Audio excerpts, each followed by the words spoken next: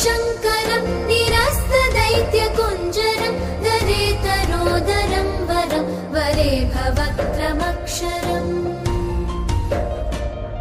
कृपाकरं क्षमाकरं मुदाकरं यशस्करं मनस्करं नमस्कृतं नमस्करोमि भास्वरम्